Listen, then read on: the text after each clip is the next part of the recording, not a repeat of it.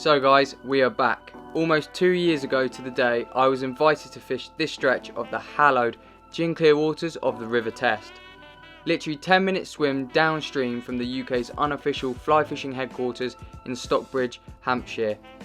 Landowner Oliver Busk kindly asked me to return, and under the expert advice of riverkeeper Seth, we were set for what was to prove a classic day's fishing. We were on the upper beat, which eventually meanders its way past the beautiful Houghton house and gardens. It's well worth a visit whether you fish or not. With temperatures in the mid-20s and not a cloud in the sky, riverkeeper Seth warned us that catching was likely to be a tough task until the evening, and probably the best hope would be fishing with a nymph.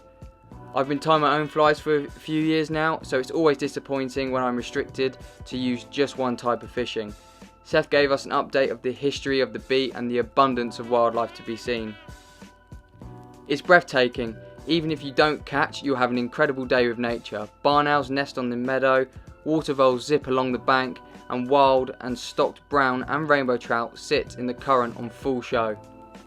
Now you know me, I'm always going to be trying my new flies, and despite the heat and brightness of the day, there were some fish rising, so there was always a chance I was going to catch one on a dry.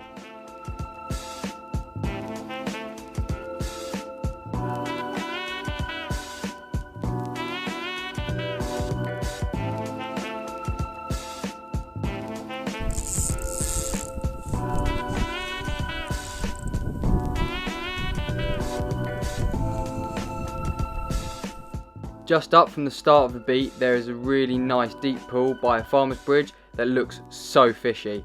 I can make out some clonkers in the current, so I tied my daddy longlegs on and cast it into the channel, and you can see the video of how I tied that fly down below in the link in the description. It wasn't long before I got some interest, and a pristine rainbow destroyed the fly.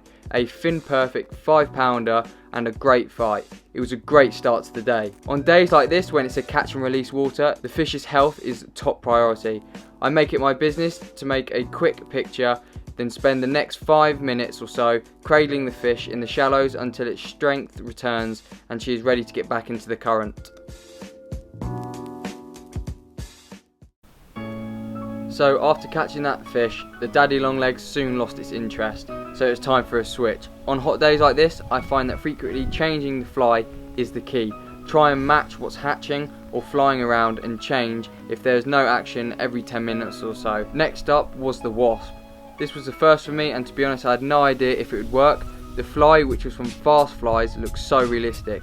It had an immediate impact. I moved upstream to a slow moving bend with a pull. 3 or 4 fish were occasionally sipping flies at the surface. Bang, brownie number 1. A 5-pound immaculate example, and she'd taken the wasp. Another great fight, and the fish returned safely back into the flow.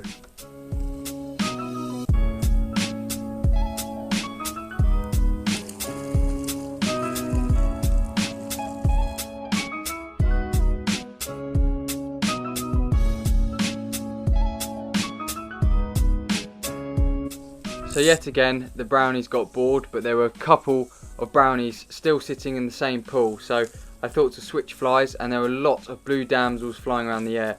So I decided to put on a foam blue damsel, and straight away the fish took it on first cast.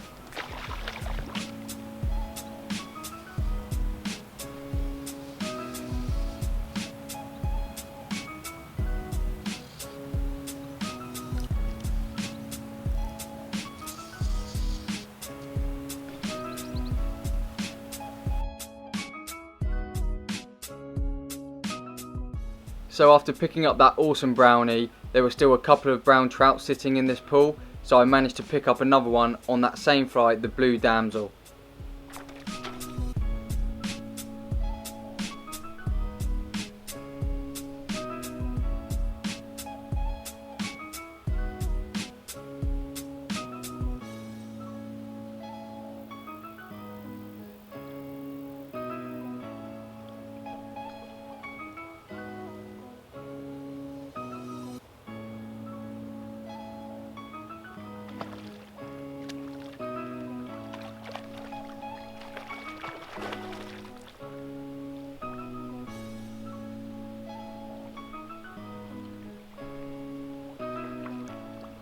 It was such lovely weather, I had no plans to pack for home.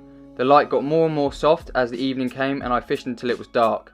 The golden hour didn't actually produce like it sometimes can, but what a lovely time to be on the bank.